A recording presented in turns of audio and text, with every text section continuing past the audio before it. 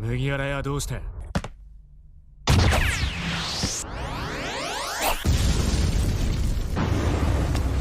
次の時代を担う強力な海賊たちが新世界へ押し寄せてくる。カイドウを討てるのはそいつらだ。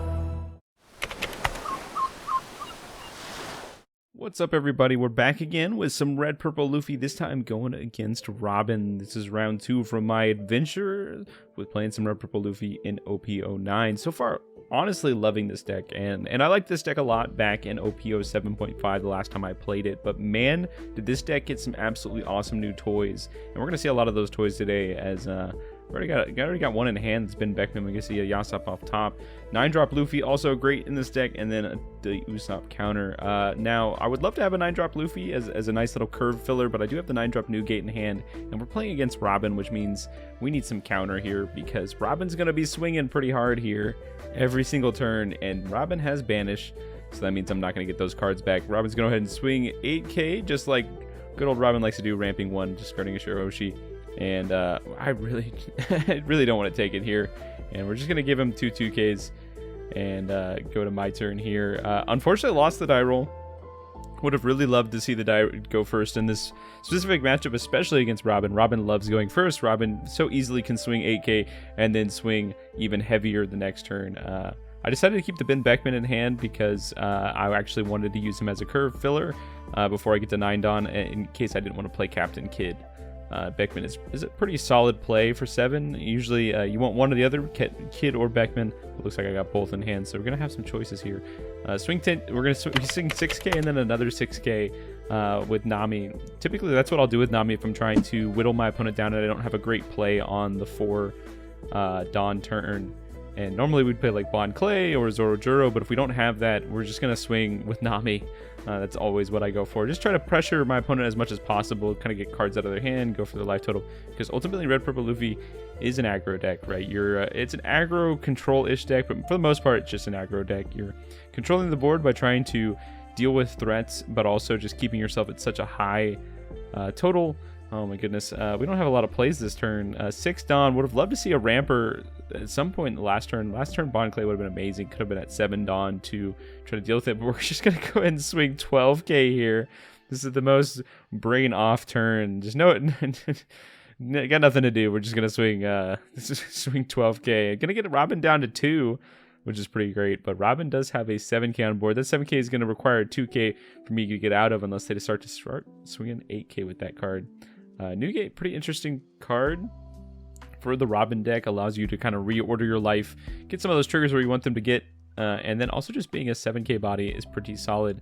Robin typically wants to play that 6-drop, a 6-drop on their second turn going first, so if they don't have the Robin going for the Newgate, it's also a solid play. Opponent's going to swing 8k with Robin. I'm going to counter out of that one again. I really just do not want to banish the cards here. Actually, now we're thinking, do we want to banish the card? Instead, I think we're going to pivot off of Ben Beckman here. Gonna instead go for a 2k, 1k, just because now that my opponent has that 7k on board, I'm really thinking about it here. The only reason I'm thinking about keeping the Otama versus the Sanji is Otama is a way to negative power, and with alongside like a Newgate, so I know that the Robin deck runs like 5k blockers that come out of life, so I wanted to try to potentially have some way to play around things later in the game. So having that Automata minus power along with Newgate's attacking ability could have, been useful here. We're going to play out Newgate. We ramp to good old 9. That's the slowest ramping that I've done in the Red Purple Luffy. This game is just like not doing anything and then just going to 9. We play out Newgate, go to 8k, swing 8k. Opponent just rips a Frankie off the top of life. Frankie jumps into play and they draw a card here. A lot of cards in hand for Robin here. Only 5 in hand for me, though I'm still at 2 life, but man, I just do not want to take a banish hit here. Pretty fortunate that my opponent didn't see the 6-drop Robin on that turn that they played Newgate, because I would have been at 2 life with no card advantage, as that card would have been banished here. But I'm just going to try my best to get out of the Robin swings here. But because I am an 8k leader right now, my opponent is going to have to commit some Dawn to their board just to start poking me One of the nice things about playing Newgate is it's really good against decks that tend to go wide, because you're basically going to make them make a decision to either take the turn off or try to commit, try to push something on board and just never swing at you, right? So they could either take the turn off by just playing a big threat, which uses most of their Dawn, or they could take the turn off just by swinging a bunch at you, right? They're not developing their board, but swinging at you instead. Opponent's going to just go for the route of developing board and just getting one swing in. Happens to be an ace, which is pretty solid for them, as it does have rush. I could give them a 2k, 1k, but I do want to keep that queen in hand, as it could be pretty important here later, as a great way to cycle some cards out of my hand. That 7-drop kid will come down at some point, potentially, but now I've picked up a second one, which is a great fodder for pitching off of Robin here. We are on our 10 Dawn turn, and I've got a Gear 5 Luffy in hand. Now, I'm not a shy one when it comes to slamming down Gear 5 Luffys. I will absolutely do it. I'm thinking right now, is this the play? Right, so Gear 5 Luffy. I haven't used leader ability this turn, so it would set me back to 2 Dawn, then into 4 Dawn next turn. I could go for the Gear 5, right? I guess we Newgate, go for Gear 5. Just hope my opponent doesn't hit anything crazy and like try to go for a game here, but that is pretty ambitious. But we've got a backup plan, right? If necessary. So yeah, we're gonna go and swing 10k. Opponent's gonna take it. Okay. I think now potentially really thinking maybe I should just go for the Luffy here. Luffy would be a pretty aggressive play. We'd be going 7k with leader this turn, and then like a 10k, 12k on the next turn, which is like quite a bit with my opponent only having 1 life. We're gonna play 10-drop Luffy. We're gonna use effect and then forget that we need to put Newgate under the deck. Yep, all your characters are gone. And then we're gonna use leader's effect plus Luffy's effect to ramp some Dawn, and then swing 7k at lead here. Opponent's just going to 2k, 1k out of it here, and then now we're going to go to the next turn here, and I am thinking yet again, what am I going to do this turn, right? So I did have the backup plan. The backup plan is that we are at 4 Dawn, now 5, and we do have a Sanji in hand, Sanji blocker, that does cost 3 less if I have 2 or less Dawn than my opponent. So because I meet that threshold, I can play a Sanji out and hold up a Gum Gum Giant. And just go and just like pressure my opponent, but also just protect myself, right? So I have 2 plays. Play number 1, swing 10k, 12k, right? That's play number 1. My opponent has 6 cards in hand, 1 life. We gotta hope for no crazy triggers, though. I did remember that my opponent did rearrange their life, so likely the bottom card is going to be something crazy here. And if my opponent was able to see something in life. So it's really not a good play. It's not a good play to go for lethal here. Instead, I think we need to pop the top life and see what it is. I could, attach some to... I was also thinking of attaching some to Ace to swing like 14k into Ace to get 3 cards out of my opponent's hand. But if my opponent counters out of that, I'm just screwed, right? Because I've used a good portion of my Dawn to try to take something out that my opponent could have easily countered out of. So it's really it's not fruitful for me to attack the Ace here. So likely what I'm gonna do is just go the safe play and just poke. You can even see me feeling like thumbing the Dawn. I'm thinking so hard right now. Galaxy brain moments, calculations, and we decide we're just gonna poke. So if I'm touching Gear 5, that means I'm not gonna try to go for the game this turn.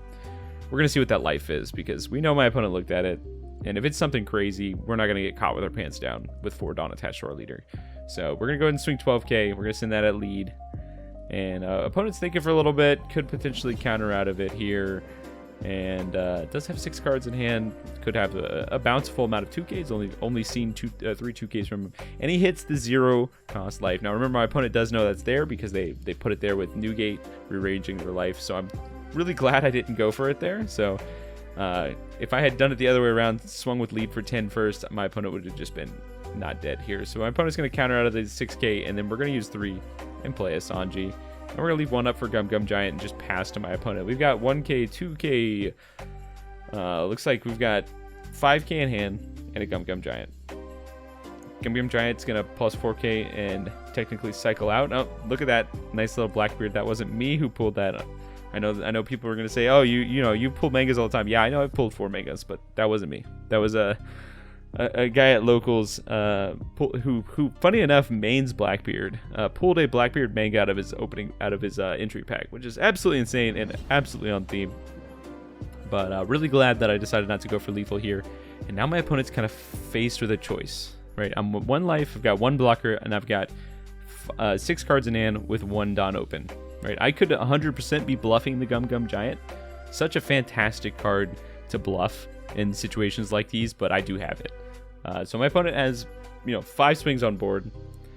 He knows that Robin is not going to connect, because I'm not going to let Robin banish a life. So he's going to just play out the Sanji here, which is kind of unfortunate because it just invalidates my Sanji blocker. So now I have a little less defense, but my opponent did have to spend 7 Dawn to do that. So my opponent has 3 Dawn up and a few attacks. So I am a 6k leader, so Frankie has to get a Dawn just to swing, which will likely just get met with a 1k. If they attach some to leader, again, I am countering out of the leader swing 100% because I just no banish here. But depending on how my opponent attacks and what I rip off the Gum Gum Giant, I could survive here. Likely going to use the Gum Gum Giant on a bigger attack. Opponent's just going to go and swing 6, and I'm just going to give him a 2k. I think I'm baiting him here, so I could have just 1k'd out of that, but it's a little bit of a bluffing game, right? Sometimes you want to bait your opponent to play sloppy, right? You want to get in their head. So by me countering without the 2k there, it makes my opponent think that potentially 6ks are safe, right? Because I just gave a 2k for a 6k. Why would I do that if I had a 1k in hand? Now it potentially is just going to attach 1 to Frankie and just do a little check here, and then I'll surprise him with the 1k.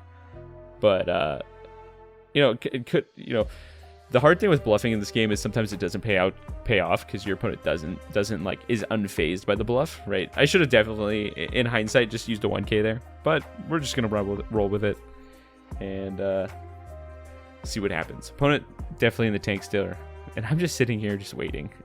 I'm waiting for a miracle at this point. If my opponent decides to figure it out, likely what's gonna happen is I'm gonna let Ace hit me. Anything else, and I'm gonna try to get out of, but Ace, I'm just gonna let it go. The opponent again thinking likely 1 Dawn potentially attached to Frankie could go for it here. I guess I'll while we're sitting here and thinking really hard. If you're enjoying this type of content, if you like this type of gameplay or gameplay of One Piece in general, definitely recommend subscribing and joining the crew. And exactly what happened, I baited my opponent into swinging 6k again. He swung 6k and I used a 1k to get out of it. Now my opponent plays a Nico Robin, or Nico Olivia to give the Robin leader plus 3k. Then gonna swing a good little 9k at lead here. I'm gonna use Gum Gum Giant, draw 2, and then or no, that was 9k. And then Gum Gum Giant to get out of that because I am a 6k leader. Now opponent swinging 7k here. And we've got a 2k, we're going to use that, and then opponent's going to swing 7k again, and we luckily picked 2 1ks off of the Gum Gum Giant, which means now Ace is going in, and Ace is just going to swing at life here, opponent just deciding to give up as leaving that Sanji on board. And in hindsight, I think he's like, I probably should have just killed the Sanji, but at this point, things were not feeling too good. I'm just going to tap the weirdest way possible. But we've got 2 cards in hand, 1 life. Likely what we're going to do here is swing 7k with the Sanji and just hope for nothing crazy, right? So 7k and trigger Shirahoshi. Okay, could have been worse. Shirahoshi will allow my opponent to filter out some bad cards, and look at that, they had 2 bricks in hand here, and now we're just going to go 10, and opponent's just going to take it, and then we could have swung 12k, and now we're going to pick up the game there. Gum Gum Giant saving us, putting my opponent in a bit of a pickle, really them trying to decide what was the best way to attack there, and we were able to finish them off. Gear 5, Luffy just being a big old body and just being able to ramp back up is pretty great, and that's what makes the Sanji so awesome in this deck as well. If you like this type of gameplay, definitely subscribe, and we'll see you in the next video.